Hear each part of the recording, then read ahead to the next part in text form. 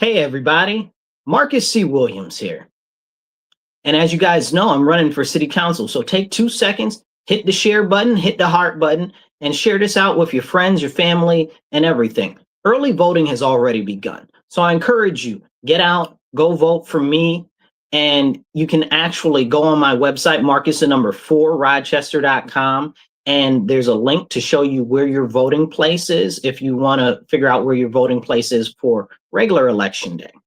Now, I want to talk to you tonight about some very important things because this will probably be one of my last longer broadcasts specifically on the city of Rochester before the election.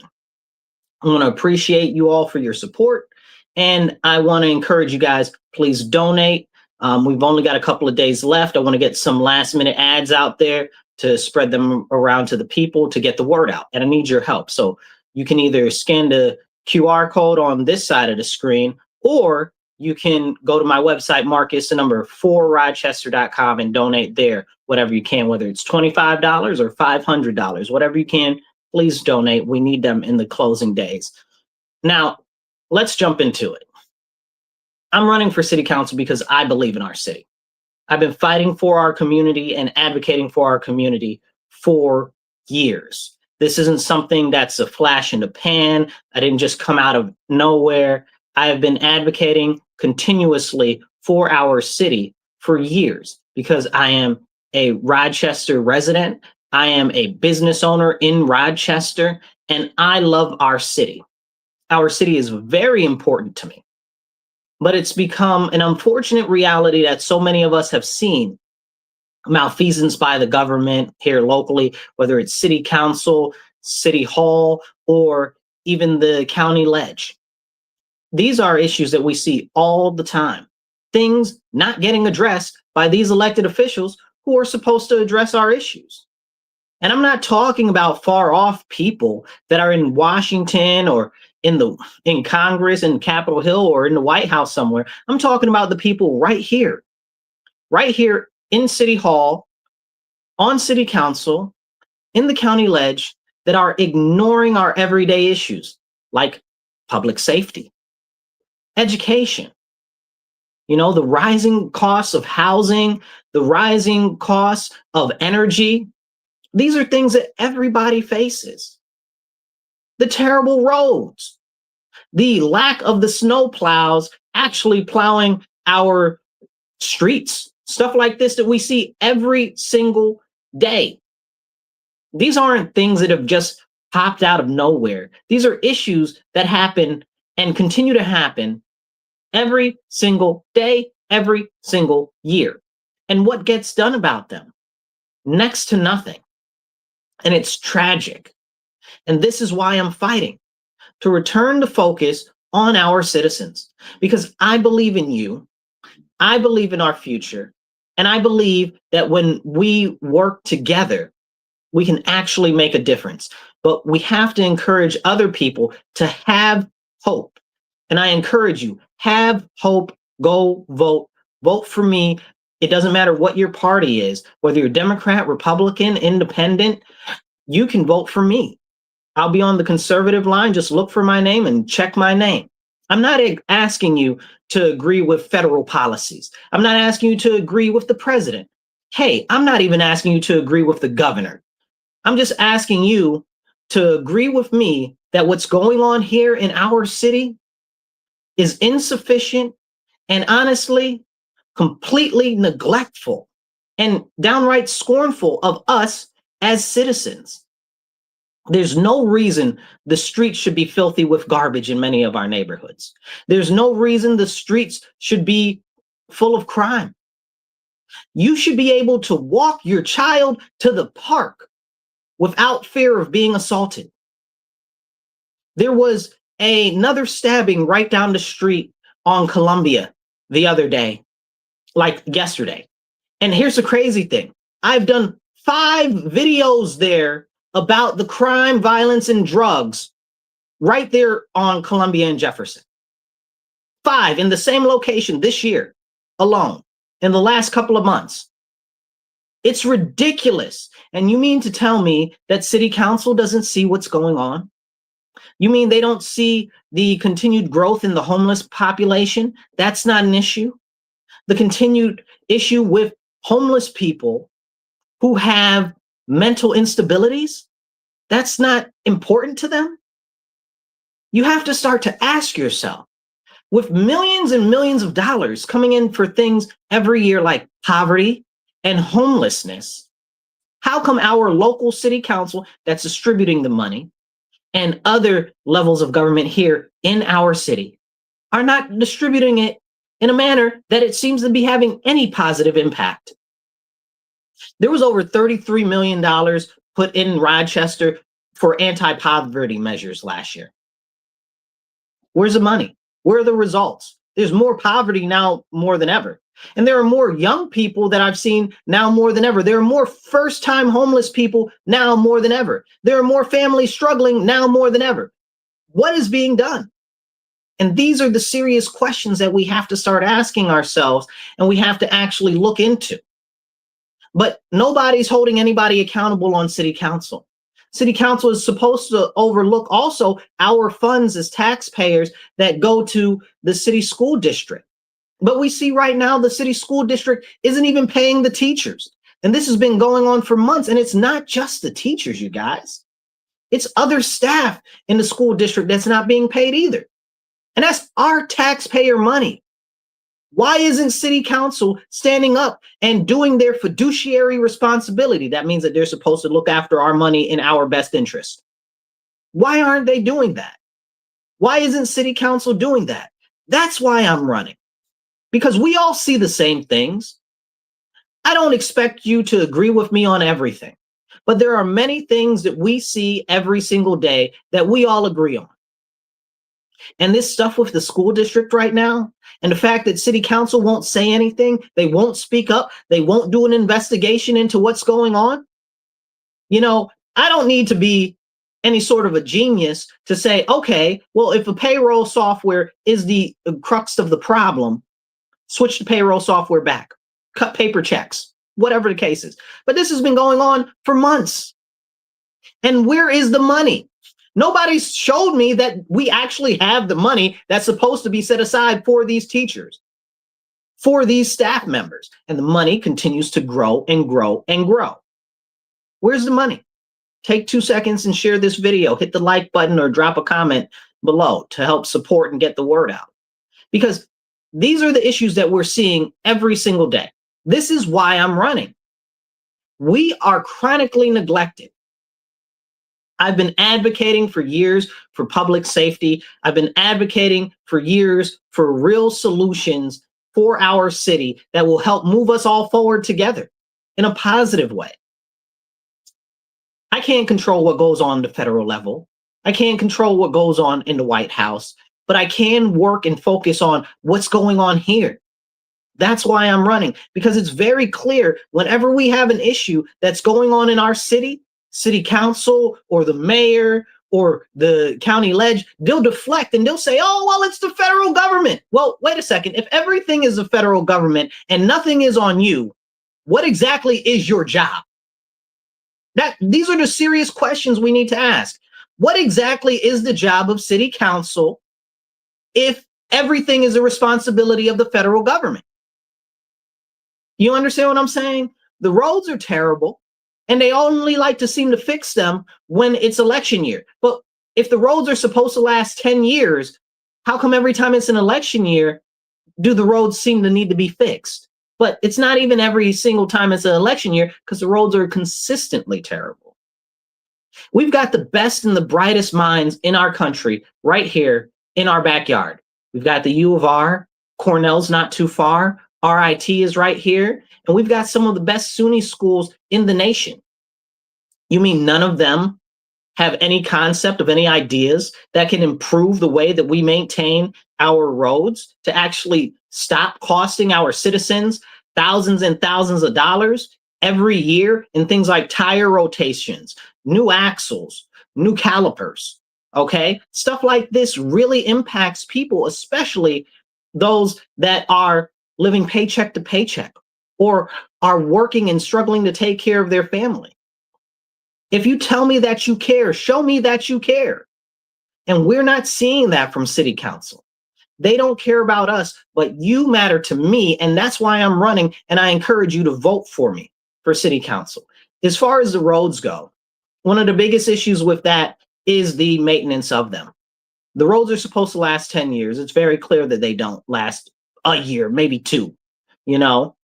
Now they've got this whole new design where they're just putting gravel down. They don't even put any blacktop on the gravel, and they don't even tamp down the gravel. They just say, oh, well, loose stones and let all the cars roll over it and let the stones mess up your undercarriage and your tires and the side of your paint and your house and punch people in the eye while they're walking down the street because rocks are flying everywhere. That's not acceptable. That's malfeasance. They're not addressing this as an issue. Now, what I would do in that case to address this issue is I'd put together $10,000, okay, moonshot contest, and I'd open it up to the general public, but specifically focus it on RIT, U of R, and any of the other surrounding colleges. And I'd have them submit ideas with $10,000 going to the winner of the best idea to keep our roads maintained in a cost-effective manner that's actually long time stable. See, these are the type of simple, practical things that I support, real solutions that are cost effective. But we don't get that from city council. We don't. We don't get them to address any of the issues. We've got a food desert issue in our city, right? Like everybody knows that. They've been talking about it for years. Oh, the food desert, oh, the food desert, oh, the food desert. What's been done? We've had more stores and more shopping places close in our city since they started saying, oh, we've got a food desert issue. You know, these are things that need to be addressed. These are things that need to be addressed. We used to have Wegmans over there on Mount Hope. Wegmans is gone. They put some other little shopping store in there that was supposed to be a grocery store. They're gone. We had the Tops on Lake Avenue. They're gone. You know, we had various Rite Aids and stuff in our city. All of the Rite Aids are gone. Almost all of the Walgreens are gone too. Can we have this serious conversation? What is being done about the food deserts issue? Nothing. And we know that with the food deserts being an issue, right now, more than ever, the cost of food is a serious issue. Well, what are we doing to actually help our citizens? Nothing. They blame the federal government. Oh, it's the federal government's problem. Or, oh, well, we'll give some money to these nonprofits with no KPIs. That's key performance indicators to show that they actually were able to do something, right? They're not showing anything. They're not showing any progress. They're not showing that they did anything. There aren't even any KPIs from the city to actually monitor where the money is going and seeing if it's being impactful and effective. These are conversations we need to have. But do you think that they really actually care? No. So here's some solutions that I have for that. What we need to do is we need to focus on two things. We need to bring back the concept of victory gardens. Victory gardens are gardens that you have at your own home where you can grow a number of different vegetables and foods and stuff like that at your own home. The city could sponsor that, but they just gave like $2 million to is $1 million. They gave $1 million to some nonprofit to do community gardens. There aren't all those community gardens in the world for $1 million. Stop playing in my face. You understand what I'm saying? Hit the like button, hit the share button, get out, make sure you vote for Marcus C. Williams for Rochester City Council this year. Early voting is open. Election day is November 4th. Share this video, drop a comment, help the algorithm. So as we talk about these solutions, victory gardens is the solutions. The garden that you can put at your house. This will help a number of residents, and those residents that have leftover food could, well, help others, right? Like that's the sense of community that we need to be fostering. Community members helping other members in the community. But are we actually looking towards that? No. The second solution would be also focusing a program from the city to help them get it together. Like the city doesn't have to continue with it. It can be a community-driven project, but the city should focus on getting off the ground a program where it helps the citizens buy meat in bulk, like beef or like poultry, right? Like we get all of this money for food into the city, and then where does the money go? So what we do is we can take the citizens that would like to participate in such a program and say, hey, we're going to buy cows. We're going to buy chickens. Who would like to put money in a pot to buy some chickens? Who would like to put money in a pot to buy some cows? So we can have meat in our city. And what we would do is we'd put the money into a trust type situation. The amount of money that you put into the trust would be the like shares in a trust. Think of it like that. And then that's how much meat that you would get out of the receipt of the meat, of the poultry and the beef. So this is a real concept. This is something that can really be done. There are already friends and family that I know that have where we go out, we go half on a cow or something like that. Like this is a real thing. We've got dozens of farms here locally that produce poultry, that produce beef. And we can actually help them and keep the money here locally, which means that it's going to be more likely to circulate in our local economy, which is another serious problem that we have, is the flight of capital from our area. Not just the city, but the whole Monroe County region. And this is a real solution, something that's really tangible, that's cost effective and impactful that we could do in our city. But what city council solutions? They don't have any solutions. And this is the crazy part. So I'm presenting to you real solutions that are tangible, that are cost effective, and that can be implemented. Real things. That's what I'm about. And again, I don't expect you to agree with me on absolutely everything, but I promise you all of the legislation that I'm going to put forth is going to be real, impactful, and achievable. And that's what I'm about. Because we get too many empty promises on homelessness, empty promises on drugs, empty promises on the schools. The schools have been an empty promise for everyone for decades, stealing away the future of our children. And what does city council do about that? Nothing. They don't even say anything. They're like, oh, let's just throw some more money at them. Can we be real? And we know that the quality of the education ends up leading towards more crime and more violence. And we know that the quality of the education ends up leading to economic issues if it's not quality education. Like, can we talk about that? How are we going to have job placement from schools if the kids are graduating and they're functionally illiterate? By the way, you guys, our school system is the second highest funded district in the world, in the country. Okay. And it's $1.4 billion. Okay. $1.4 billion, the second highest funded school district in the nation. So don't let them ever tell you they don't have enough money. It's all lies. It's that they don't spend our money in a fiscally responsible manner. Then on top of that, we've got the second lowest proficiency rate in the nation. Not in the state, in the nation. In the state, we're the lowest proficiency rate in the state. Second lowest in the nation. What are we doing if we're spending more money than all the other districts in the country? Make it make sense. You mean there are people that get way less money per student? Way less money per student? Even, and see, this is an important concept that people need to realize. Even the suburban schools in the surrounding districts get less per pupil than the city does. So why are our schools so messed up? Clearly, it's not about the money. But is city council doing a look into that or anything like that? No, they can't be bothered. Why bother? But they've got a fiduciary responsibility to us as taxpayers, and city council isn't even upholding that. Hit the like button, hit the share button, help get this message out there, okay? Because we need to encourage more people to vote this year and vote for me, Marcus C. Williams, for Rochester City Council. Doesn't matter what your party is, you can vote for me.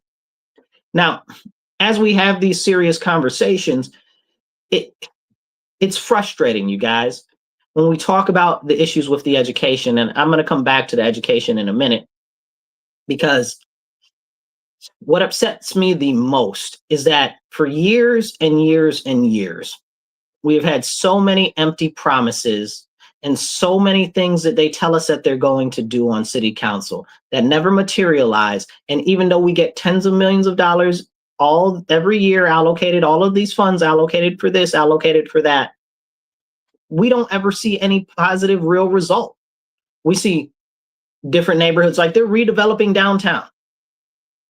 I live in the Southwest. I didn't ask them to redevelop downtown.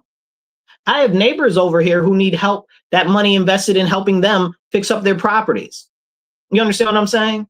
Like, why do I care about what's going on downtown? People don't live downtown. Oh, wait, they're moving people in downtown and they're building up downtown instead of building up our communities. They're out here doing this tens of millions of dollars for a skate park, when over here at Troop Street Park, we got ratty holes in all of the soccer nets and there's big holes in the ground. Okay, you go over on Clinton, okay, you could try to go over to a park over there, everything's riddled with needles. You understand what I'm saying? But we want to put in a skate park. Who is that skate park for? It's not for a focus on us as citizens, not on scale. When we got ratty behind city parks, you understand what I'm saying? Like, this is a issue with focus and an issue with focused investment. Where is it focusing on our actual community members? But they got more money to put up high cost housing, when what we really need is money to actually encourage home ownership. What we really need is them to put in policies that prevent foreigners from all the way across seas that aren't even stateside from buying up all our property. There's no reason somebody in China should be buying property in our city. There's no reason why somebody from Germany should be buying property in the city. They don't even live here. Why is that happening? And we're selling off all our family homes, single family homes, double homes, to investors that are not even local to this nation, more or less even local to this region. And then we wonder why the property prices are going crazy. In the area in which I live, there's a house not too far from me down the street. It's $200,000. That house 5 years ago was $80,000. But clearly they put it up there for $200,000 because they believe they can get $200,000, and the house, even at present market, might be worth $130,000. But it shows you that this is putting prices of housing further and further out of reach for our citizens. What's City Council doing about that? Nothing. Oh, we're going to build a couple of houses that cost us $500,000 to build, which are less square footage than the average house that's here. Wait, let me get this straight. You're spending $500,000 per unit to build these things? And that doesn't even go to talk about the affordable housing units that they're spending $500,000 of your tax money to build these units that are one-bedroom apartments and studios. And City Council is okay with this because City Council is supposed to be our advocates to the state level. So when state funding comes here, we should be focusing on home ownership. We should be focusing on people that want to move from renting into getting a home. We should be focusing on families that are struggling. We should be focusing on that. But are they? No. They should be advocating to the state level for money for those type of programs. But it's not happening. We continue to get overlooked. We continue to get underserved because what are they doing? Looking after their investors, looking after the people who are funding their campaigns. I'm running a grassroots campaign so that I can work and represent you, not non-local businesses, not these foreign investment companies, okay? Not these scandalous nonprofits that continue to rape and pillage our city, to represent you. We need at least one real representative on City Council because we got none right now. I'm fit to be tired because, as I said, if we had at least one, maybe some of these issues that are consistent issues would get addressed. And that's why I'm running, and that's why I'm proposing to you guys real solutions. So please hit the like button, hit the share button, share this out there on your page, in groups and stuff like that, and drop some comments. Even if you just drop a heart or a thumbs up in the comment, it helps the algorithm. So take 2 seconds and do that. Let's get into some of the issues with the crime and some of the solutions that I've got going on. So I'm all about the real solutions that are practical, implementable, feasible, and cost effective. Here goes some. And if you can, please donate. There's a donation link right over here. You can scan it or you can donate right there on the website, marcusnumber4.com. We've got a couple days left. I want to get some more ads out and send some more mailers out. so we can let more people know, so we can win this victory, so I can represent you and we can get some real representation and somebody that's going to listen to us on city council. But you got to get out and vote too. Marcus C. Williams for Rochester City Council. We got to get people out to vote. Now, talking on the crime, they'll tell us the crime is down. Bold-faced lies. We got some of the highest crime in the whole state. Even Mary Lupian came out and said, oh, well, the crime is up all over the country, but it's up a lot here more than other places. When I heard Mary Lupian say that, I was shocked. She's finally admitting it. And that's a beautiful thing, because the first thing to address an issue is to admit that it's a problem. And that's how we need to be moving forward, addressing it as a real serious issue. We've got one of the largest per capita violent crime rates, but they keep saying crime is down. We've got almost 2,000 per 100,000 crime rate of violent crime. That doesn't include all of the petty larceny, the stealing from the stores and stuff like that. That doesn't include all of the carjackings, and that doesn't include all of the car thefts. None of that is included. And we still have really high crime. So what we've seen is a continued reclassification of crime and a continued gaslighting by our elected officials, telling us that everything is fine. Don't believe your lying eyes. Oh, your grandma got mugged yesterday at the bus stop. Don't believe that. That's not a problem. Things aren't bad. What? Who are these people? Where do they live? Like, they say that they're from the community. What part of the community you're from? Some gated facility that you don't know what's going on? Like, when was the last time you walked Jefferson or walked Clinton? Right? When was the last time you walked Chili and you talked to some of the residents about safety? Like, when was the last time you talked to the people on Park Avenue that are having all of their cars broken into? And now Park Avenue has a savage amount of home burglaries. Make it make sense. That's Park Avenue. Park Avenue is having a rash of home burglaries and hundreds of cars broken into. So if that's Park Avenue, you tell me what's going on Jefferson. You tell me what's going on Portland. You know what I'm saying? Like, come on. Like, if you're going to tell us that crime is down, don't play in our face. These are the serious issues that we have. So vandalism is up. Carjacking is up. Car theft is up. You know what I'm saying? Craziness. What are they doing to address it? They don't want to lock criminals up. They don't want to advocate for us to the state assembly and state senators to change the bail reform laws and change the raise the age laws, which are the laws that are hurting us the most. Maybe they were well intended, but clearly they're not working for us. And they'll tell you, oh, well, it's not the laws, it's the judges that are letting the people out and stuff like that. Well, you know why the judges are letting the people out? Because it's a judge's job to uphold the law, right? A judge can only go work within the parameters of the law. So if the law says that the judge can let them out, it is the law that is the problem. The judge might be a little bit of an issue, but it's the law that is the problem. So why won't you advocate for a closing of those loopholes? You understand what I'm saying?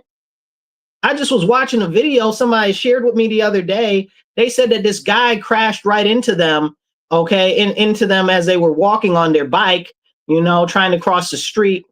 Because, you can't always ride your bike across the street. So they were trying to go through the crosswalk, crashed into them, and then hopped out of the car and fled and had an ankle monitor on. Now, this isn't the first time that I've heard stuff like that. I saw a car crash into a building the other day on the news. The guy ran away, had an ankle monitor on. We've seen all types of crazy stuff. Again, not far from where I live, down off of Jefferson, the guy that had the ankle monitor on Frost shot the guy in the head and killed him. So these are serious issues we're having in our community. But why is it happening? Because people are seeing that crime isn't punished, and they do not see our local elected officials holding the people that are writing these laws accountable. That's their job, you guys. City council is supposed to advocate to us to the next level of government. I've advocated to city council to do that, to hold them accountable, to actually do press conferences every month, at least once a month, to say, hey, these laws are hurting our community. Please go back and amend them. Look at them. See what needs to be changed. But they won't do that. They refuse. We got 1.5 people on city council that even will talk about the issue. It's crazy to me. And it's upsetting and frustrating. These are conversations we need to have, but it's not being had. So what we need to do with that is we need to actually demand accountability from our state elected officials, but it's only going to happen if there's pressure from our local officials. You know why our local officials won't pressure them? Because they're scared they'll get pushed out of office. That's why they won't pressure the state to fix the laws, because they're still scared they'll get pushed out of office or they'll run somebody against them in another campaign. How are you more concerned about your own position in office than you are about representing our people? And I'll give you a great example of that, and we'll get back to this because I got some other things in relation to the crime I want to give you as proposals and solutions.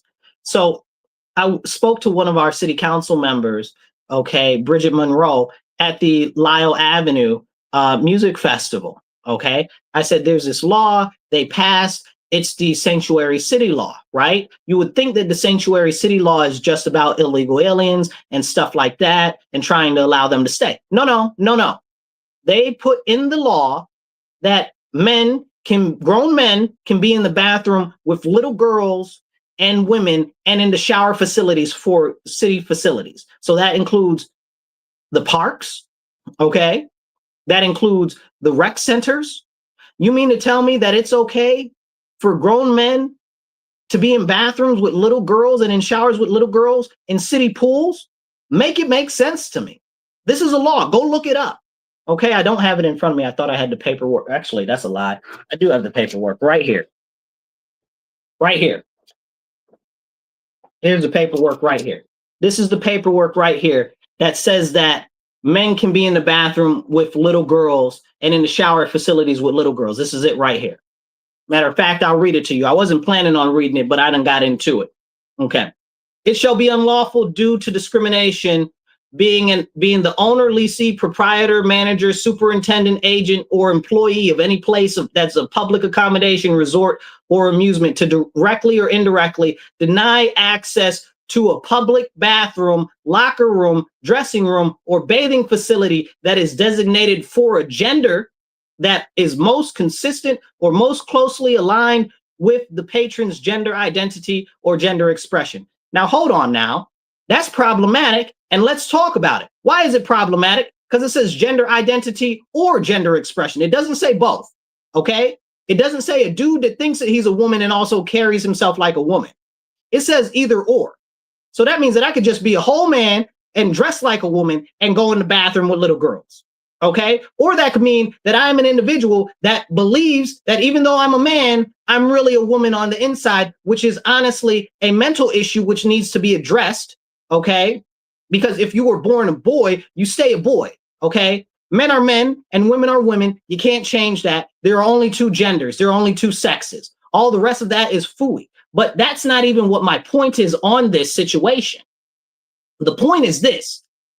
This says that you can't even question whether somebody it actually identifies that way or whether what actually is gender expression. It says you can't even question that. This is crazy. This is absolutely crazy. And it's very frustrating. It's very, very, very, very frustrating. You know, and it's scary to me that somebody went out of their way and put in it bathing facilities. I've never used the words bathing facility in a sentence in my life. You understand how much extra somebody went in and did on that? If you got kids, if you got grandchildren, if you got nieces and nephews, this is what city council passed 9-0, and they shoved it into the sanctuary city laws. So you would think that it was about illegal aliens, but it's not. Trash. 9-0. And we got somebody on there that calls themselves a Christian preacher. We got somebody on there that calls themselves a Jew. Really? Religious or ethnic? Which one is it? Because these two people that should be men of faith, men of God, clearly are going for nonsense. You understand what I'm saying? We got fathers on city council that voted for this nonsense.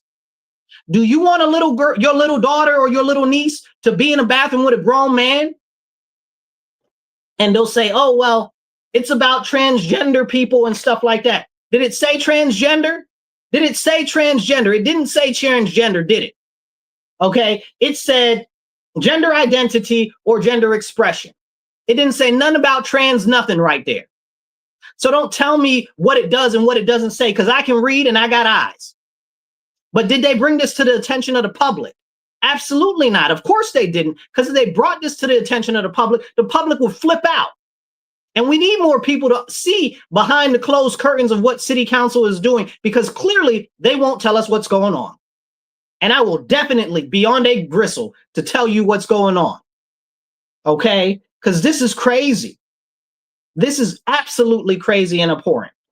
Now, I spoke to Bridget Monroe at the Lilac Festival about this, and I said, you got to go back and change this because the citizens don't want that.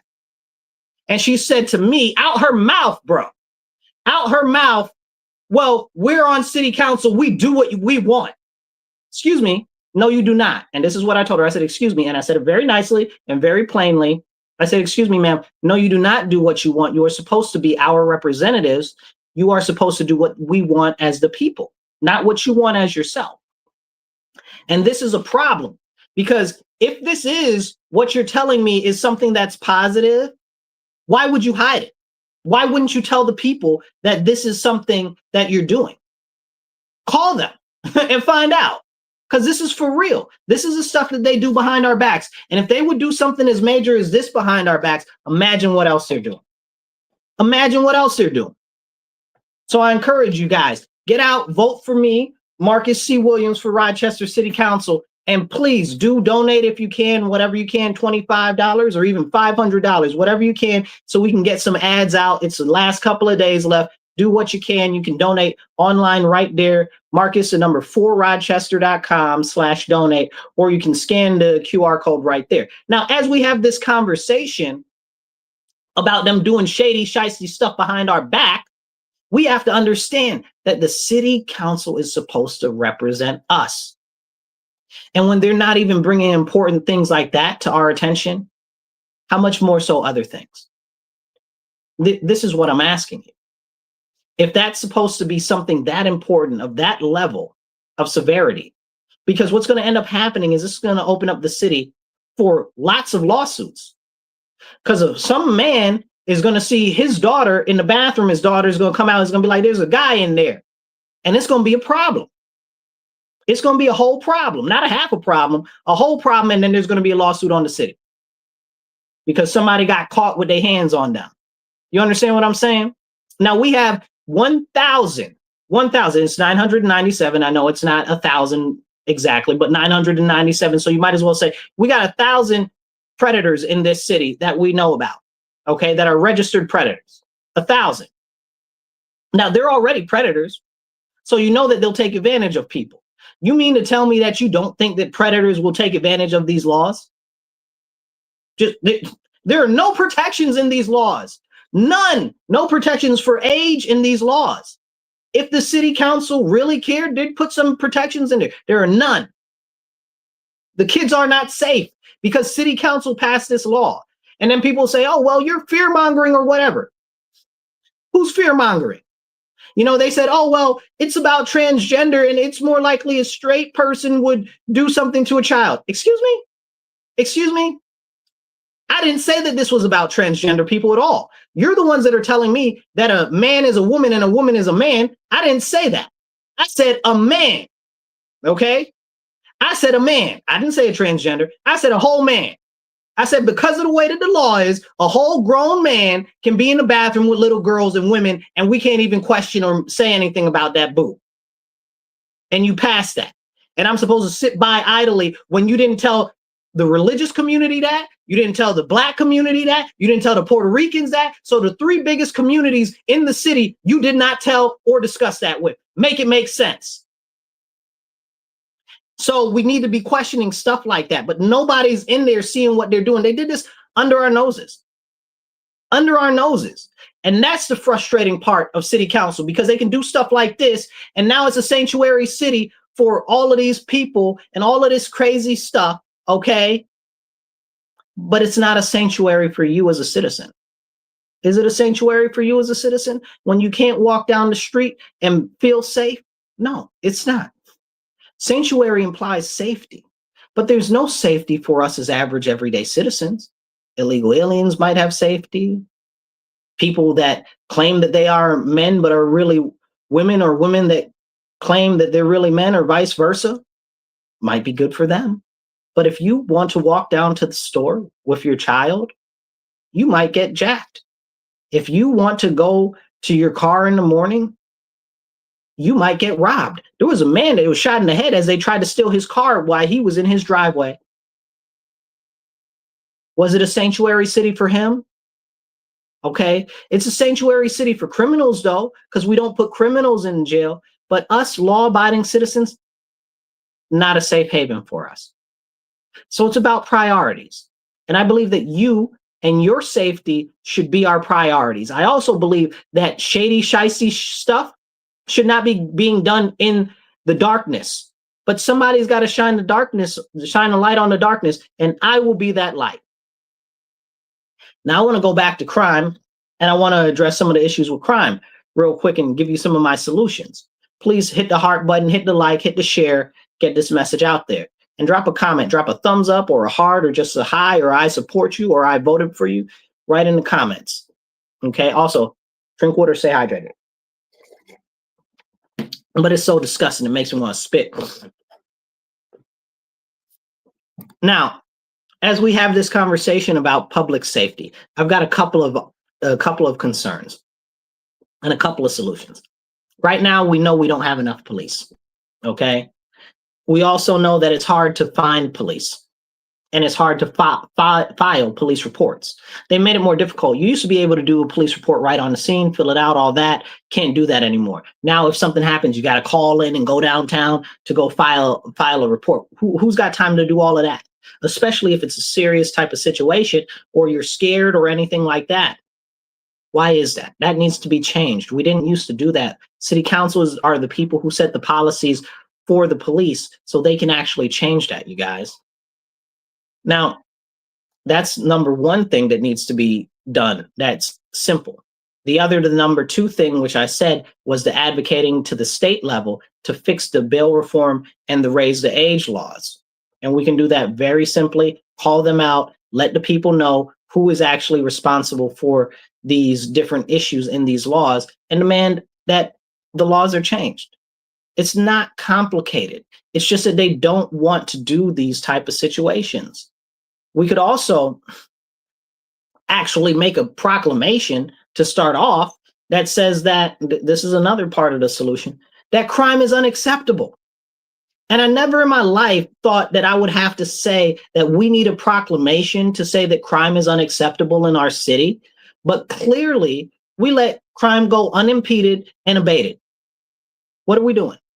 What are we doing as a city? So we need a proclamation that says crime is bad. And that blows my mind that we need something like that. But it's very clear that we need something like that.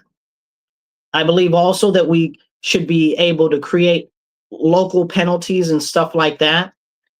I'd introduce different laws in relation to increasing the issues that, I'd introduce legislation that would increase the severity for things like vandalism and things like that are actually in the city, that are happening, that can be actually addressed by city council. That's something that can be done. It's a start, and we'll have to fight with the state over a number of pieces of legislation. But honestly, I'd like to try to write legislation to actually start to lock up some of these criminals and hold them in the city. Maybe the city needs to make its own detention facilities. And people will say, well, that's not legal. Well, you're going to fight the city to not lock up criminals? I want to see them explain that in the next election cycle on the state level. Because if we can't do that, if you're going to challenge us against that, then you're the problem. You're the problem. Show the people that you're the problem.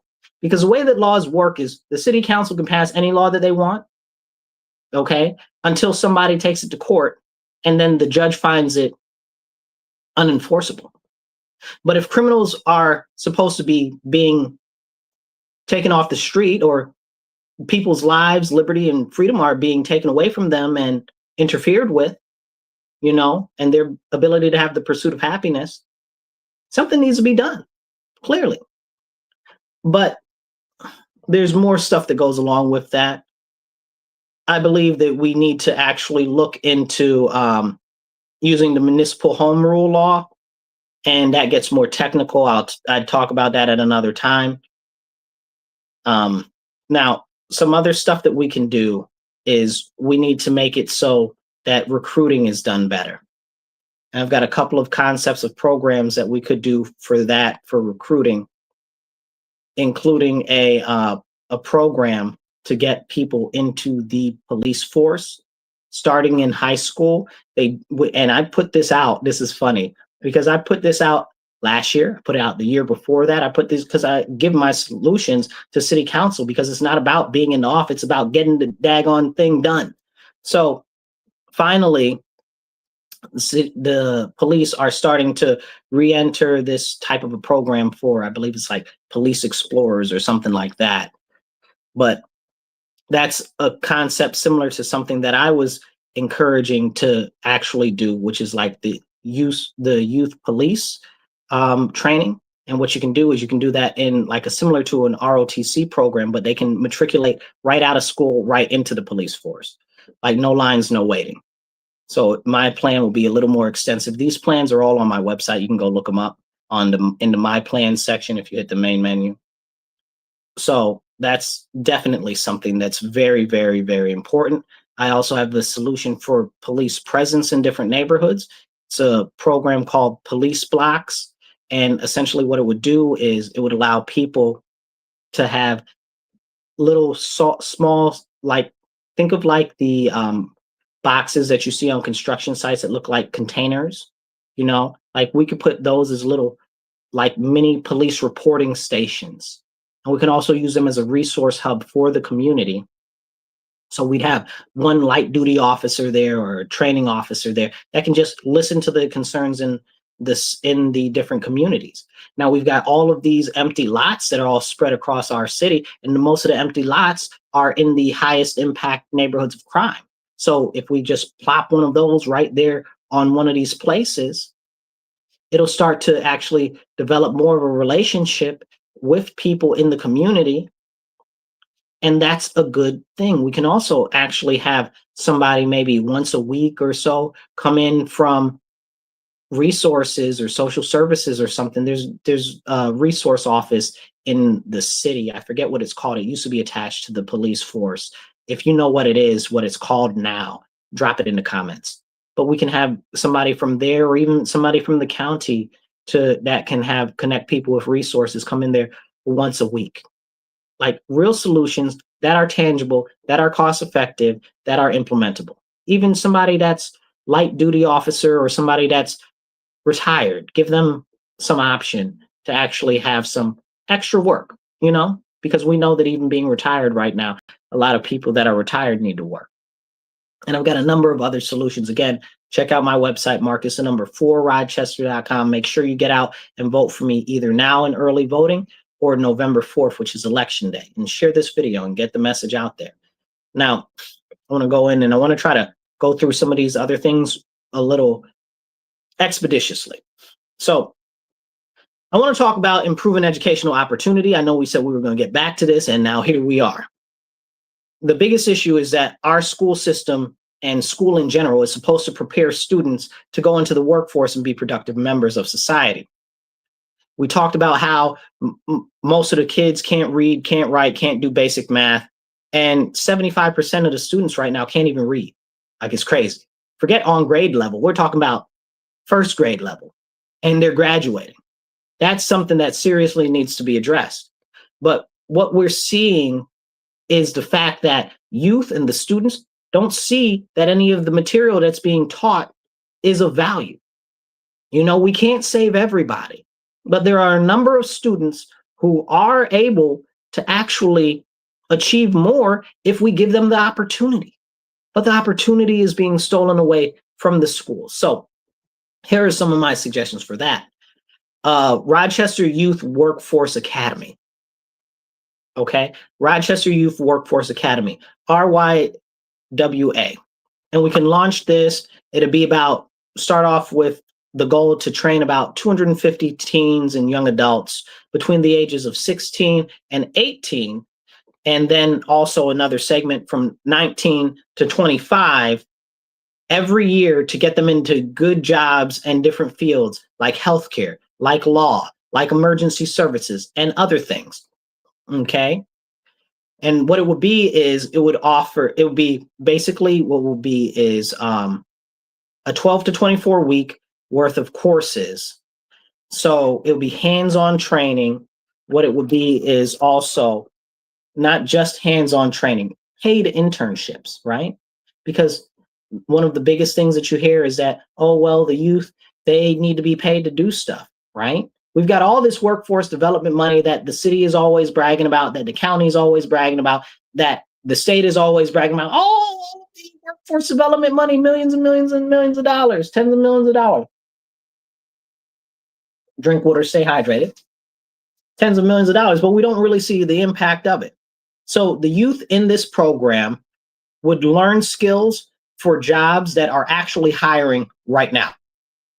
And they learn skills for jobs that are very urgent, like nursing, like welding, like paralegal work, which can lead them to a actual job later on being a lawyer, if that's something that they decide they want to get into. EMT preparation, and even pre-med for future doctors. So things like that. And this is a real solution. And there will be other career paths that I'd like to add in it, again, with lawyer development education. I'd like to do the ambulance and trauma training and pre-medical. Those are just some of the things. We can work with partnerships with REOC, with Monroe Community College, with SUNY Brockport, with Rochester Works, and other local businesses that are hiring, like Wegmans, University of Rochester, the Medical Center people, and with unions as well. Okay, we can work with the unions as well to train these people for the jobs. You know, you used to be able to start to be an apprentice at 13. Why can we not do that now? If the whole goal of school is to create productive members of society and give the youth the education that they need to be those productive members of society and get a job and stuff like that, why are we taking so long to train them up in a way that is right and something that's going to be able to put money in their pockets and actually fulfill them? Why? You know, sometimes the old ways were better. And this is a solution to actually address this issue. Now, here's a little bit of a technical note.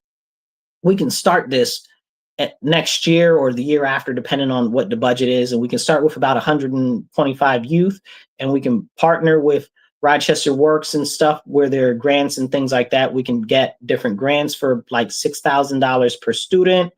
And we can use MCC's new training center that they've got, which is like, they pay just like $70 million, you know, and then we could work on expanding it later on. Then I also have the Rochester After School Scholars Project, which would be the RASS. Okay. And that would bring the ability for kids that need extra training and extra tutoring and stuff in school.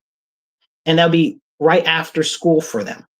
Because for some reason, we don't have a good enough tutoring system in our city. Like, I had to fight in the last year's budget to get more funding for after school tutoring at rec centers. Why I got to fight the city to get more funding for tutoring at rec centers? I came up through the Boys and Girls Club. I came up through Swan. They used to have tutoring there.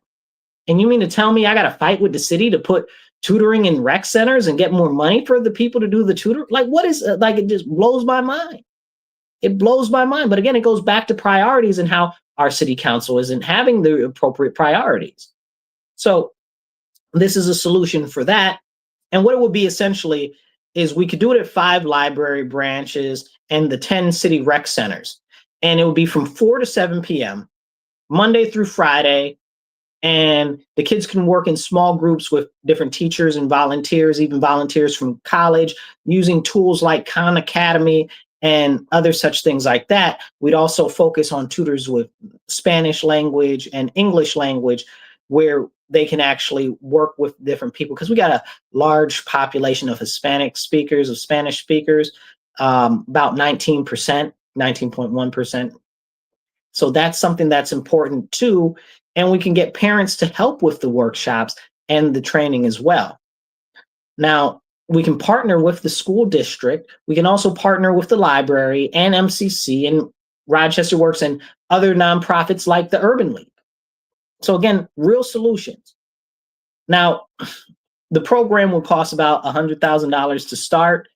And then as we grow, hopefully we can grow up to 1,000 students. And then at that point, it'd be about $400,000 a year. Now, there's different that can be paid with city funds, state funds, there's education grants, and even library support. So there are ways to fund these programs. And again, I'm about practical, financially responsible, and the actual implementation being something that's realistic. And this is something that's realistic. And the goal here will be to increase the graduation rate and get youth into jobs and apprenticeships. So this is something that really, really, really can be done and should be done. So these are some of the solutions that I have. And I got other things too, but I encourage you, please hit share, hit the like button, get this message out there and encourage people to go vote for me. Marcus C. Williams for Rochester City Council. You can vote for me no matter what your party is, Democrat, Independent, working families, conservative, whatever. You can vote for me. Just look for my name. I'll be on the conservative line and just check it. And tell 10 of your friends, tell 20 of your friends, tell all of your family, tell everybody in your neighborhood to get out and vote for me so that we can get some real representation with some real solid ideas and proposals and somebody that we're going to be able to actually get stuff addressed with. Because this is more of the things that we need. I also have a plan to expand municipal internet service and start with municipal broadband.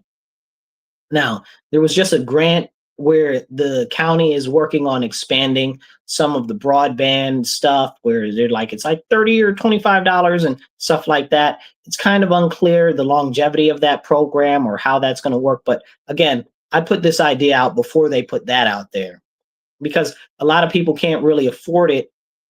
And many of the real good rates start off at like $50 a month. So my proposal was to launch a municipal broadband where it's between about 100 megabytes of download speed for about $20 to $30 and add VoIP, voice over internet, calling for $10 a month. And we can pilot something like that at about 5,000 homes and take about a year to get off the ground. And there is money. See, again, I'm thinking forward of how to save you tax money, right? There is money. It's between 10 and $15 million that we can get from the BEAD grants. So that's an option. And then for youth and business incentives, we can start it off with $10 a month for businesses for 500 megabytes, okay, for them and for schools and stuff like that.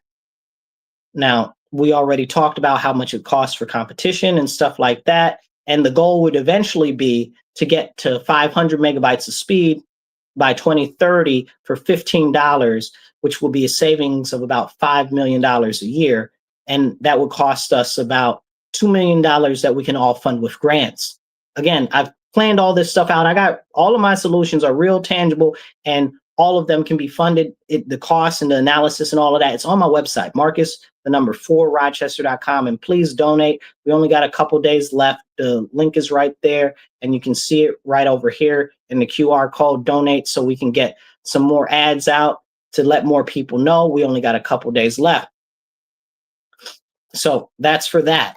Now let's talk about another plan, real solutions, because this is what I'm about, you guys, real solutions. Let's talk about green living and environmental stewardship, right? There's a lot of talk about, oh, we need to be more green friendly and we need to be more environmental conscious and stuff like that. I'm an environmentalist, right? At least, I'm more of an environmental conservationist because environmentalist now is a dirty word because these people that call themselves greenies have hijacked environmental conservation, and I'm a true environmental conservationist. There are a couple of issues that we can address here locally with the environment that are problematic, that are actually implementable, actually cost effective, and aren't going to cause problems. So check me out. here are some of the things that we can do. We're going to address the following issues: light pollution from the blue LEDs that affect not only human issues like your circadian rhythm, your ability to sleep. It also affects the plants and nature and the animals and stuff like that. So if we're going to say we care about the environment, let's show them. We can switch those to amber LEDs, like similar to like the sodium lights that we used to have, that type of color, because that's better for the environment. Now we can start up a pilot program with that, with about a few hundred lights, and we can get $500,000 in grants for that. The money's already out there. The second issue is food waste and waste management and recycling insufficiencies. If you guys didn't know, the majority, like it's like 95% of everything that we put in the recycling bin ends up in the garbage dump. So that's a big issue. So I'd work on expanding composting here locally. Okay, and we can do it here locally. I'd say we'd put about $100,000 into that. Again, there are various things that we can do to get that money. I've got different resources on my website to explain it. We can also work on programs to address the decline in pollinators. I was just over on Upper Monroe at their garden that they had over there, and we were talking about the bees that they have there and how there was this push to get rid of the bees and only make it for commercial use. And that's crazy when we have such an issue with pollinators. But that also goes back to the way that we have people maintain their yards.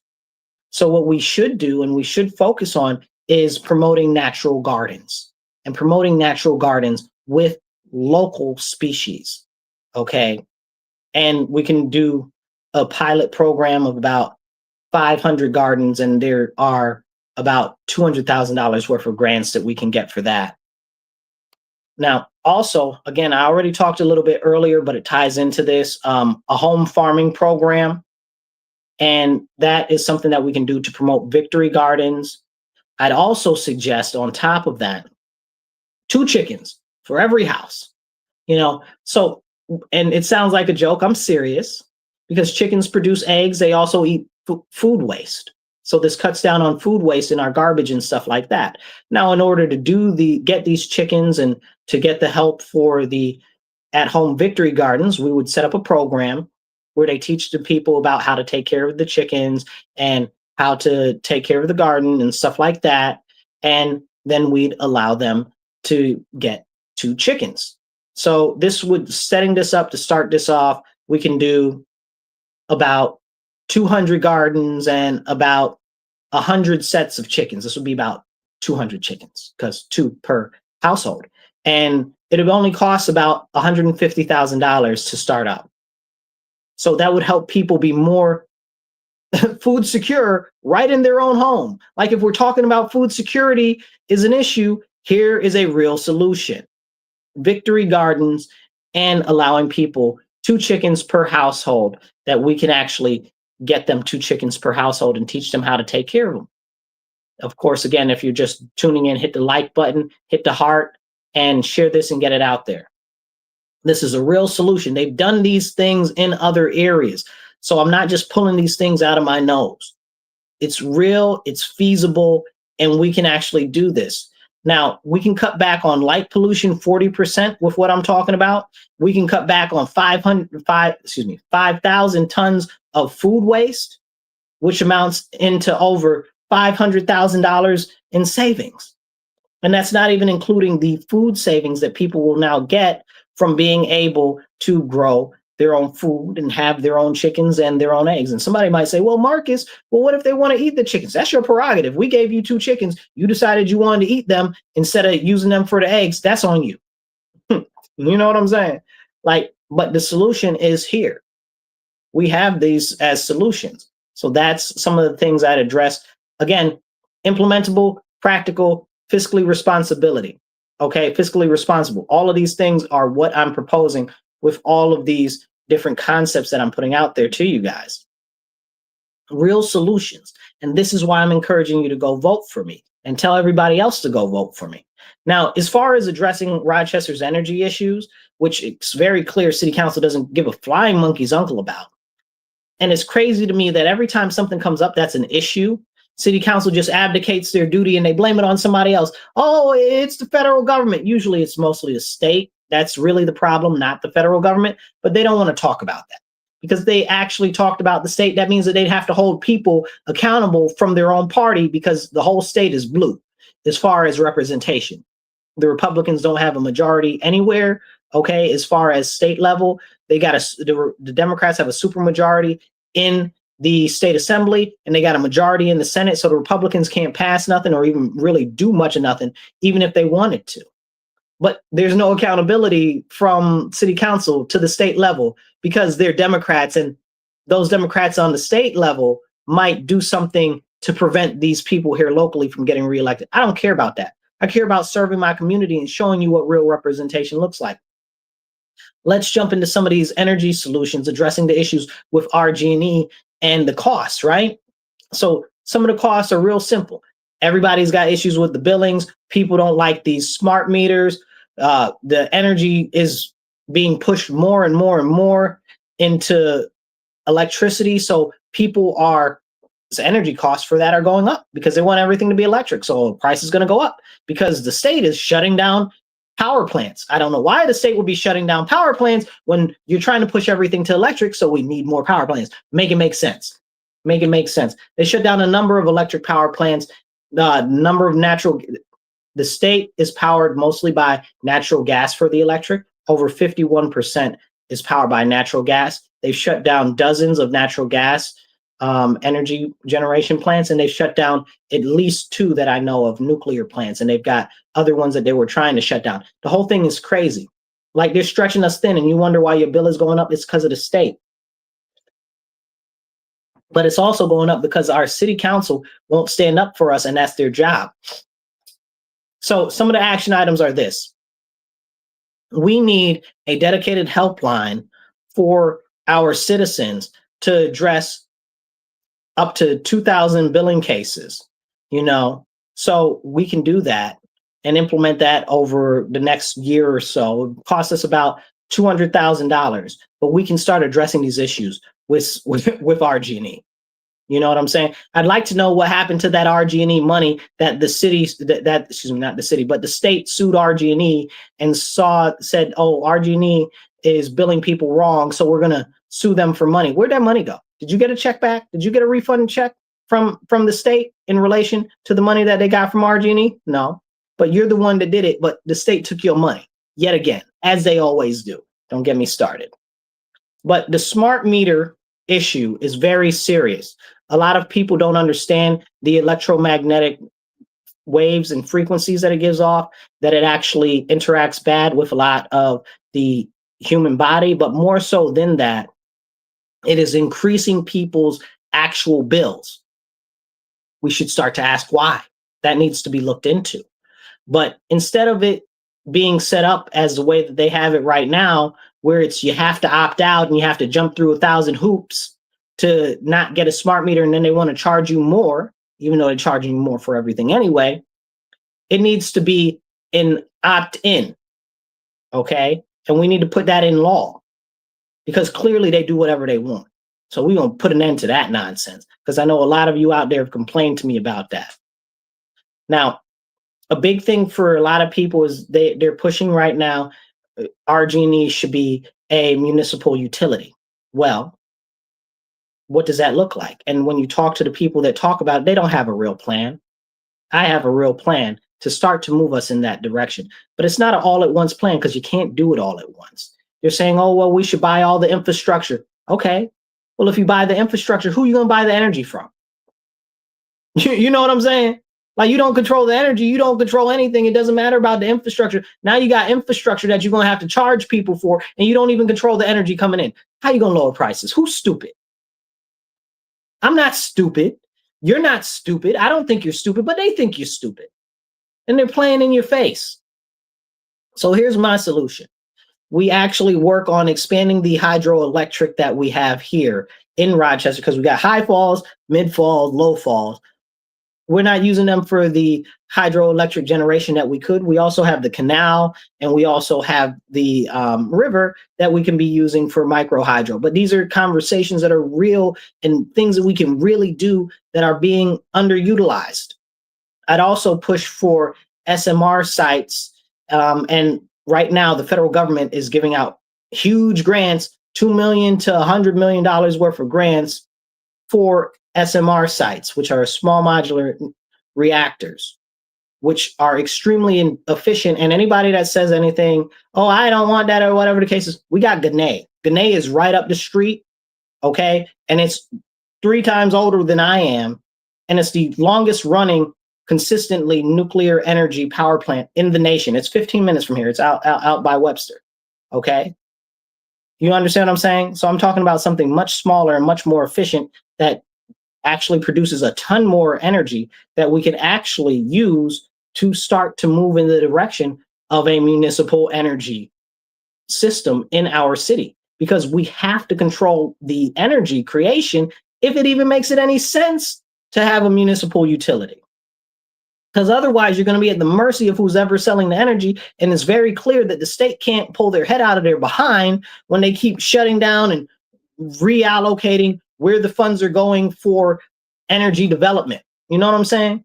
Putting all this investment into solar panels and stuff like that, which we know cost comparatively is not going to work on scale. This is the point. If you're talking about somebody wants to put them on their house, that's fine. But you're talking about you're going to power the whole city with it. That's not realistic. Okay? They'd have to clear cut 500 miles of forest just to build enough solar panels, okay, to power the energy power plan that they have for 2030. And then they need to cut down another 1,500 square miles just for the battery backup. I've already done the research. I've looked into this. This is very important to me. Okay? So it's not feasible. So those are the hydroelectric, small modular is what the way to go. And these are real solutions that there is money out there for. Now, long term, we can push to create a municipal utility, but we have to have control over the energy. And with my proposal, that'll end up saving us about $10 million by, if we can scale it to about 200 megawatts by 2035. And we can do that all by using about 100 million to 200 million in grants that's coming from the Department of Energy. Again, I got all of this out, all of it's on my website. You can go look it up, Marcus, the number 4 Rochester.com. These are real solutions. These are real solutions. So feasibly, what I'm looking to do is increase hydroelectric, set up SMR sites, look to prep those and look for the grants and see if it's feasible where we can possibly put one, and then work on fixing at least 2,000 people's bills and getting those issues addressed. And then we can also, with what I'm proposing with the power and stuff like that, we can power over 100,000 homes and 100 businesses. Okay? It's not the solution to everything, but it's a solution to start off and to really start to move us forward with real direction. But we're not getting any of that from city council right now. And this is what is very important to me. And I encourage you guys, hit the like button, hit the share button, drop a comment below, because that helps the algorithm. Just even a thumbs up, or I voted for you, or I'm going to vote for you, or a wave or a heart. Just drop something and hit the like button too. And share this out to all your friends. Now, before we go into the next section, which is about personal safety that I want to talk to you about, I want you guys to make sure that if you can, whether you can donate $25 or whether it's $500, please donate so we can get some more advertisements out there. We've only got a couple of days left to finish getting the word out. So right here, you can see you can donate online. Okay. Marcus, the number 4 Rochester.com/donate. You can donate right there, or you can just click the website and it'll actually allow you to donate right from the website. Also over here is a scan code. You can scan the scan code. Now, let's talk about empowering the citizens for personal safety, because people don't feel safe. You know what I'm saying? Like, you can tell me it's safe all day long. If people don't feel safe, they're not safe. It's very simple. You know, we got the crime is out of control. We got ridiculous firearms restrictions on law-abiding citizens. Criminals got all the guns, but for you as a law-abiding citizen, it's difficult for you to protect yourself. or to even own a firearm in the city. Then people are scared about their property and damage to their property, or their property being stolen, or break-ins to their homes and stuff like that. And it takes a long time even to get your permit. So that's something that's very serious, because it's got to go all these processing things and stuff like that through the RPD. And it takes longer in the city than it does anywhere else in the county. It's crazy. Up to 18 months, I'm hearing now, in the city, in certain places, in certain people that have been doing it. It's crazy. But in other parts of the county, you get it in 3-4 months, sometimes less. So what are the action items for this?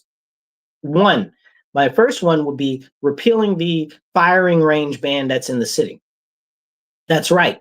You need all of this training and stuff to actually get your pistol permit, but you can't have a firing range in the city. So now we know that the people that are the fastest growing number of firearms ownerships are Black women. Now, lots of Black women have children.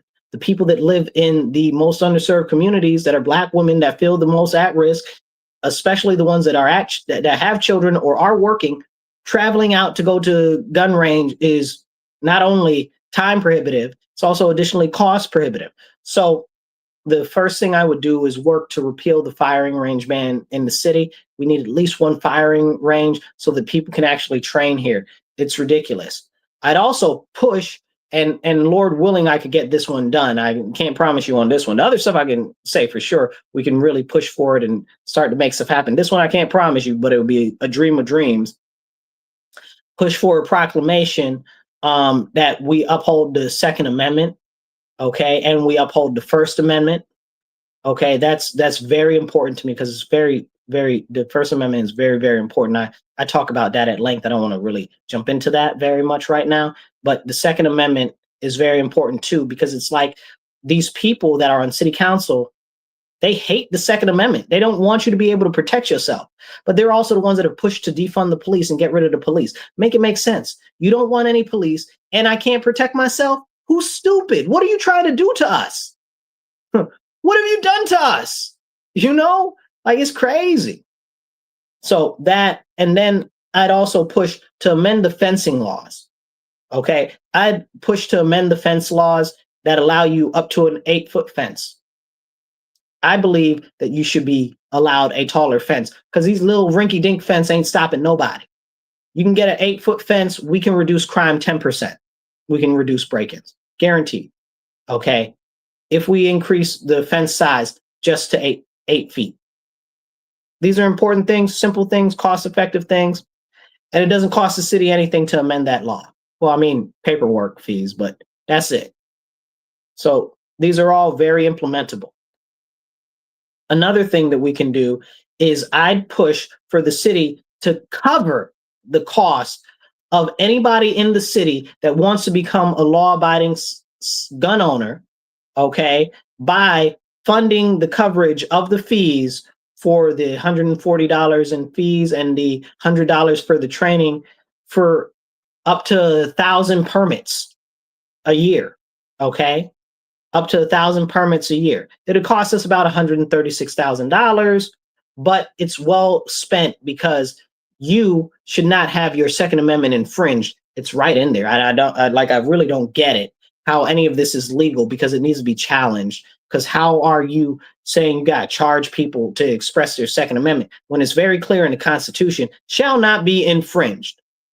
Okay, taxation is theft. Fees are theft. Tickets is theft. It's all theft. Okay, but that's a separate conversation, Now, and I'd like to streamline the permitting process for firearm ownership as well. I'd like to work on cutting it down from 6 months and 6 to 12 months, which now it's up to 18 months since I originally put this out there. I'd like to cut it down to 90 days by 2027.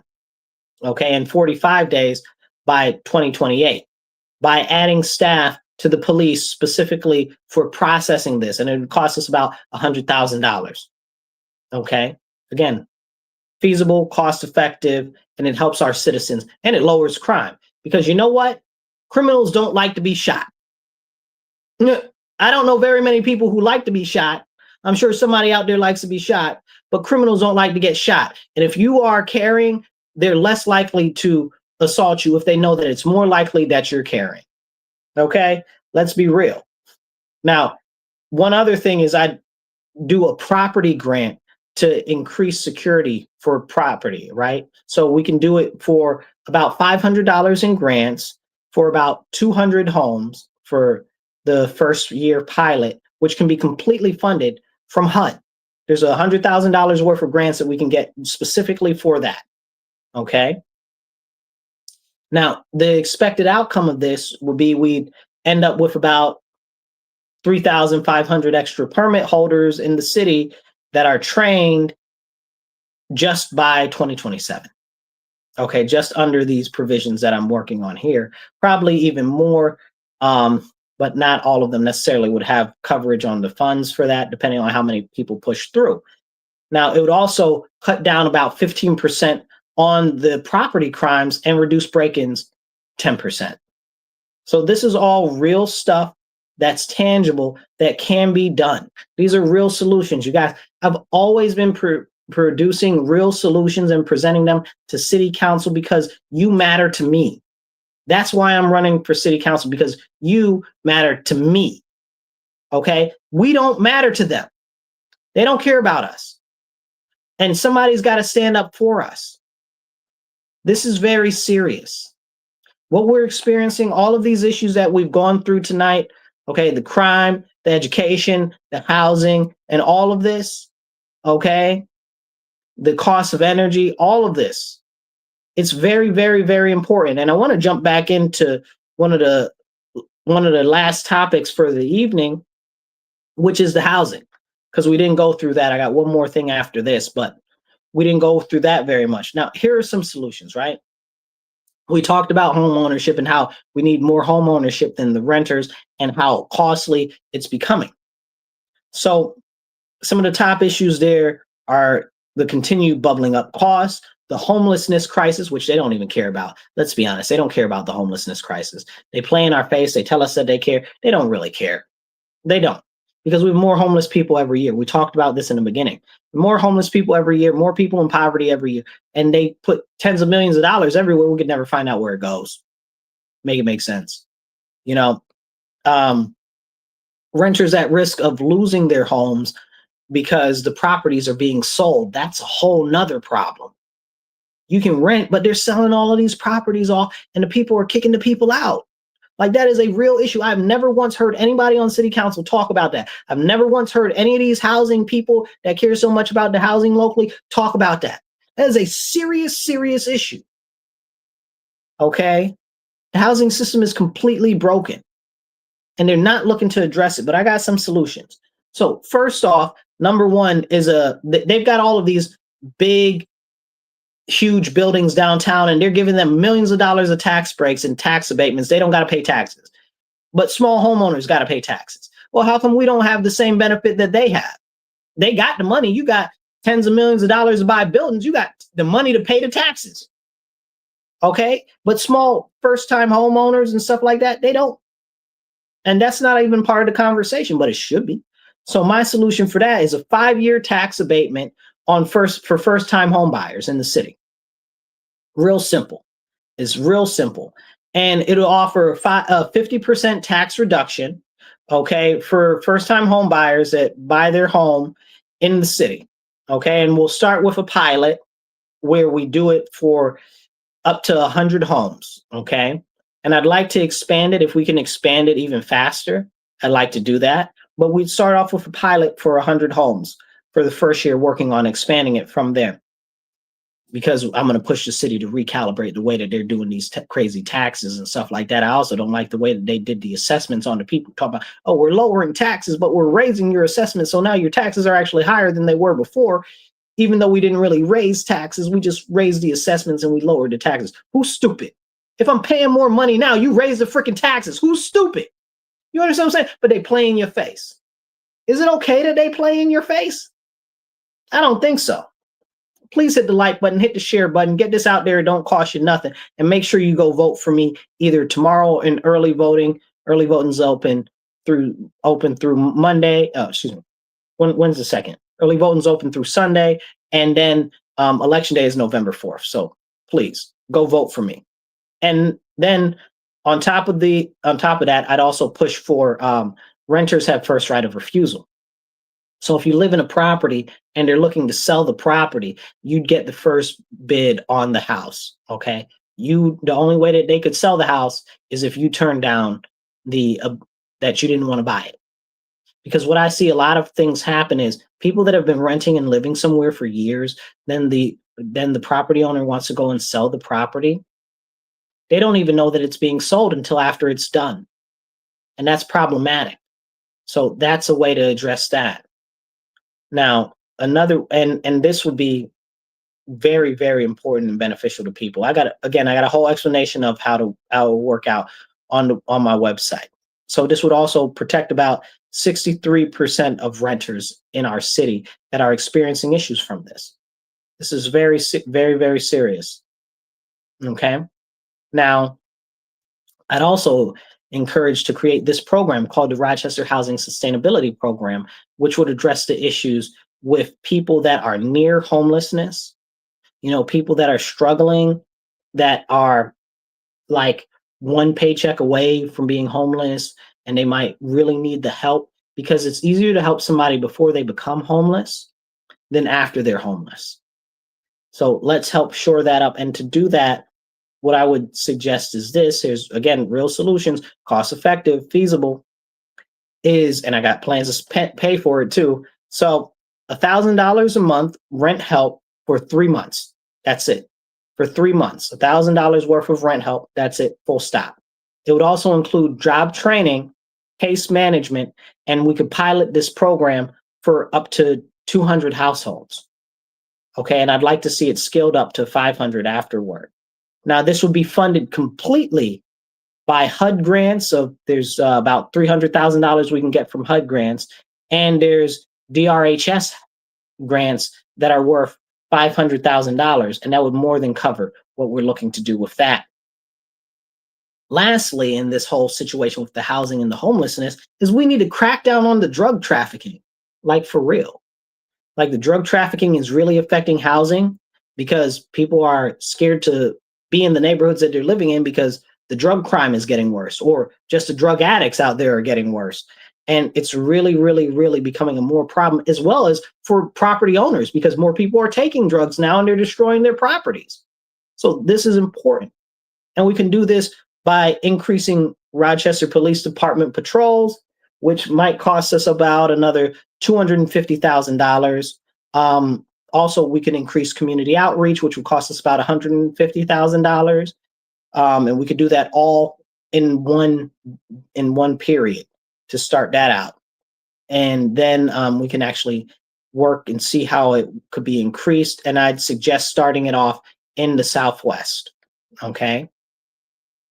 Because we got practical reasons, amount of police that we have, amount of resources that we have, where there are issues, and where we can actually make a bigger impact. So that's why what I suggest there. That's how we can do it. That's how much it costs. All of this stuff is on my website. Okay. I'm presenting you guys with real plans, real solutions. And it's not new stuff that I'm proposing. This is stuff that I've been proposing to city council for years. So I get very upset when they're like, oh, well, how do we address this issue? How do we address that issue? I've been telling you for years. Almost every year I've released a Marcus's plan for future readiness, okay, for the city, detailing a number of different things that the city can do. Every now and then they do one or two of them. So, but I got real solutions because our city is very important to me, and because you matter to me, and I want to see our city flourish. It's that simple. And we get a lot of lip service from city council, but nobody really does anything. They don't. They sit there. Mary Lupian is a great example of telling the truth on yourself sometimes. She said a couple of months ago when she was running for mayor, oh, well, we're a legislative body, but we don't do any legislation. Hold on. What did I hear? Hello? What did you just say? You're a legislative body, but you don't write any legislation. That's your whole job. Like, you just admitted the truth. She said the quiet part out loud that we've all known for years. And that's always been my biggest problem with these people. I present them with solutions that they need to put into legislation. They never put any legislation in. Never. It's all go along to get along. And that's one of the biggest frustrations that I have with these people. Biggest frustrations. Now, I want to go back to the crime, and I want to talk about the youth police corps. This I didn't talk about last time when I was talking about the crime. We did talk about how the police are redoing the Police Explorer program, or whatever they're calling it now. But my program is a little more extensive, which is crazy because I put this out before, and then the police did this, and I put this out months and months and months ago. And I've been suggesting this for the last couple of years. So it's very interesting how that works out. But it's a good idea. So I'm glad that they took it up, partially at least. What it would be is it would be a program that trains youth that's 16 to 18 for careers in the police, and it pays them to actually do the training and the work, and it keeps them out of trouble, right? Like that's one of the big things that we want is we want them to see opportunities for the future, and we can pilot it by starting it with 25 students. And that would be real simple, teaching them skills that are policing skills and teaching them life skills as well, because a lot of youth need that. That's very important. It'll also teach them camaraderie, and we can teach them fitness, which is more than anything such a problem in our area, because so many people have health problems just because of the lack of fitness. So this would help with that. And they'd be working and helping at RPD stations, and they'd be walking with officers and shadowing officers or other police staff, and also put that in tandem with the police boxes because they can do help with that as well. Go back and look at my solution on the police boxes. I was talking about that a couple minutes ago. So this is real serious, and it's a real proposal. Costs us about $100,000 to start up, and then it'll be about $200,000 a year for stipends and staff. Again, because we're going to pay them to do the program, so that they can bring some stuff into home. So, and there's actually money from the DOJ that we can get for this program. So, real solutions. We can also partner with places like MCC, which already has a very serious criminal justice program to help get people into law enforcement. And it's all about getting younger youth into different positions where they can get more experience before they're let out into the world. And that way they can be more productive members of society and go right into the workforce, which is another desperate thing that we so seriously need. Now, these are a lot of the different ideas and solutions. I've got tons of them. I got books full of them, of legislation and policies that we can implement here that I've written up. I'm so serious about this, you guys. I believe in our city, and I'm fighting for you. And that's why I encourage you to vote for me, and tell all your friends, your family, make some phone calls, call in your Rolodex, tell them to tell their friends to vote for me. We can really pull this thing across the line, but it's going to be out to us getting out to vote. Early voting ends on Sunday, and then election day is on Tuesday. Help me spread the word.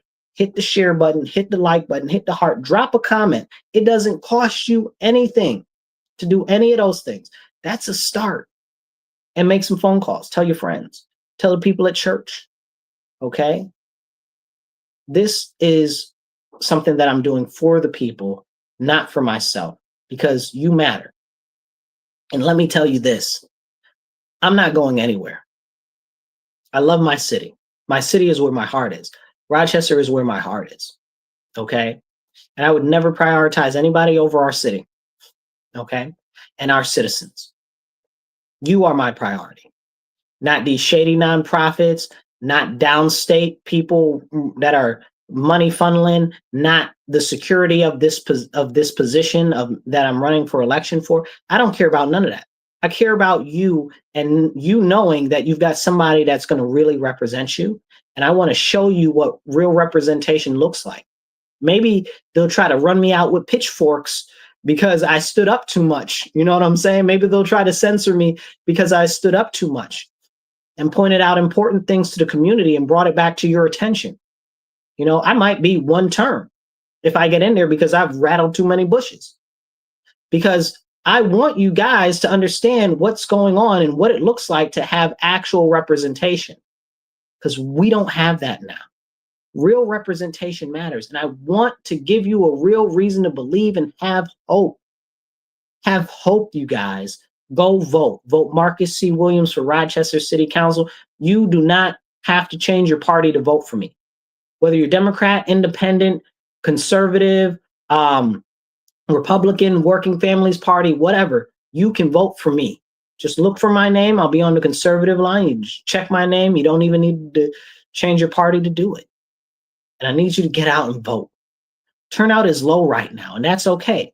And you don't have to vote for anybody else on the ballot. I'm not asking you to vote for anybody else on the ballot. Just vote for me. Okay? You don't have to vote for everybody. If you feel like you don't know who to vote for other things, just vote for me for city council. That's it. I'm not asking you for a ton. I'm not asking you for to do any vote anybody else or anything like that. I'm asking you to vote for me. Okay? I would say if you're not happy with the mayor, please consider Louis Sabo. Okay, I know him. He's a solid dude. Give him a consideration for your vote if you're looking for somebody different than Malik. That's my plug for him. Okay, but that's your decision. And I'm not asking you to do any of that, but I'm asking you to vote for me. That's what I'm asking. I'm not asking you to vote for anybody else, but I would encourage you to look into Louis. Okay, but vote for me because I'm really fighting for you guys.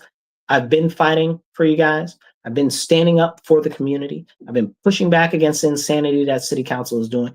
I've been pushing back against the malfeasance that they've been on. I've been pushing to shed some light on the different policies and things that are going on city council because they're not bringing it to you. And they're supposed to bring the legislation to you and show you what's going on. There's no transparency there. And a lot of these people ran on transparency. They won't even show you the stuff that they're voting on before they vote on it. That one bill I was telling you about, with the men are allowed to be in the bathroom and the showers with little girls and women in rec centers and pools and stuff like that. Do you know that the text of the bill that they voted on was not available for 2 weeks after they voted it into law? Explain that to me. Explain how you vote on a law and then the law that you voted on isn't available to the public for 2 weeks. If they do it for that, imagine how many other things they're doing it for. And does that mean that you're changing stuff in the legislation if you're not releasing it? Like, what is going on there? No transparency whatsoever. And we deserve so much better. And this is why I'm fighting, because I believe in you, I believe in our city, and I believe in our future. It's so disgusting, it makes me want to spit. You know, let me say this. I'm going to fight for you. Point blank. I'm going to stand for you. I'm not going to shut up either. Because my job as a representative would be to the people, not to political party, not to some donors that other people are beholden to, not to downstate people, not to nobody, to you. Okay? To you. And somebody needs to represent us. I wish we had one person on there that represented me, that I know that I can go to and I can address these issues and that would vote in favor of the things that I wanted them to as a citizen, right? Like, I'm not talking about extraneous stuff or personal pet projects and things like that. I'm talking about public safety. I'm talking about the housing issues. I'm talking about the energy problems. I'm talking about simple stuff like the streets. Like, I'm not talking about things that are ridiculous and far out. I'm talking about the everyday issues, including the education and the jobs, which do not get addressed. All of these jobs that they promised us that never materialized. And I hate to say it, our city is largely Democrat, and the Democrats are all the ones in office. Let me be clear, you guys. If you're not familiar, the only people in office in the city of Rochester for the last almost 60 years have been Democrats. That means that There are no Republicans in office presently. There haven't been for over 60 years. So that means any policies or any lack of addressing an issue or any poorly addressing of an issue or any funding that didn't go where you wanted it to or any funding that did go where you wanted it to, but it didn't materialize anything, all of that has come from Democrat policies. It's real simple. Like, and there's no, somebody say, oh, well, you can't blame somebody or whatever the case is. It's not blame. It's direct attribution. There's nobody else to put the responsibility on except those people because they're the only ones in office. And I point this out directly because if you are a Democrat, you're not getting the service that you deserve. You're not getting the representation that you deserve. And I will represent you. Yes, 100% I am a conservative. But because I am a conservative, I believe in community. I believe in keeping the government out of your business. I believe in keeping your taxes down. And I believe in focusing on your everyday issues. And we're not getting that addressed by these people right now. So I encourage you, vote for me. You don't even need to change your party. I will continue to fight for you. I'm not just a flash in the pan. I'm not going away. I'm not going anywhere. Okay. This matters to me. Our city matters to me. The Lord put on my heart to fight for my city, and I've been doing that for years. I'm not doing this for fame, acclaim, or fortune, or anything, or recognition. I'm doing this so I can actually put policy and legislation forward from city council. Because if I have the ability to do that, I can actually do that. Right now, I just give them things and pieces of legislation or thoughts and concepts and solutions, and it's up to them whether to put it through or promote it or anything like that. And usually they just go along to get along. Like Mary Lupian said, they're a legislative body that doesn't legislate. Well, you're on it, Mary. Why aren't you writing any legislation? This is the problem. And I will stand for you. I don't care what your party is. All of our basic issues, jobs, education, safety, housing, the costs of energy, gas and electric, all of that, it's all the same issues. And we need practical, realistic solutions that are going to be cost effective and actually implementable and doable instead of pie in the sky. We have a serious problem right now as we lead into the future. Crime is high, education is low, and how are we supposed to have an economy that works to build our future? People are fleeing Rochester at rates that have never been seen before because of the cost of housing going up, because of the crime in our city going up, because of the lack of jobs in our city. We have over a 33% poverty rate. And that's just at the adjusted poverty numbers that they do for the ridiculous, I don't even know where it is. What are they calling the poverty rate now? $25,000 a year or something like that. I don't know what they're calling the poverty rate because they use some ridiculous number. When we know good and well, you can make $50,000 a year and you're in poverty. Let's be real.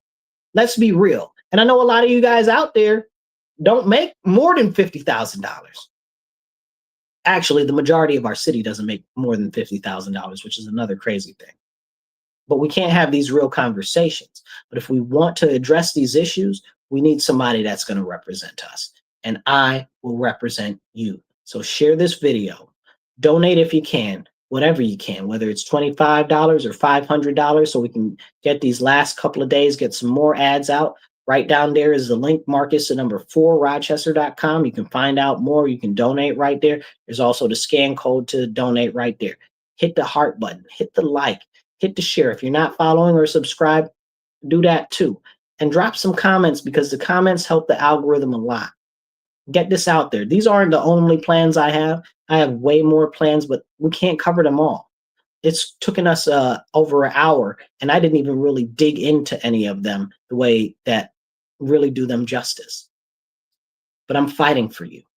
I'm standing for you. I'm promoting real solutions. I'm really pushing to make a difference in our community. And again, no matter what your party is, you can vote for me. If you want to see something different, if you want to see real representation, vote for me. Have hope that we can make a difference together. Have hope. Go vote. Vote Marcus C. Williams for Rochester City Council. Early voting is open through Sunday, and Election Day is November 4th if you need to figure out where you need to vote at. You can go to my website. On there, it says where to vote. You click that and you fill it out. It'll give you the information on where to vote. Okay.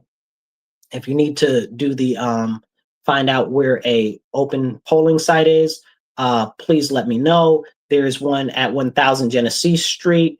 That is one of the early voting sites. That's the Staybridge Hotel over there. There's another one that's at Edgerton Rec. I believe Edgerton is one of them. Yeah, Edgerton. There's one at Gant Center, I believe, as well still. And there's one that's downtown right at 36 West Main, which is the county building. Okay, those are our early polling sites right here in the city. Okay, go out, vote. Drag 10 of your friends with you. Tell 20 of the people in your Rolodex, tell everybody that you know that lives in the city to get out and vote for me so that we can have real representation, so that you can have somebody that you can have faith in will actually stand up and that will push back against some of the insanity that's going on. But more than that, actually address the issues that we're experiencing every single day. That's what I got for you. Get the message out. I'll catch you guys later. Remember, have hope, go vote, and stand up, speak up, and don't shut up. Take action.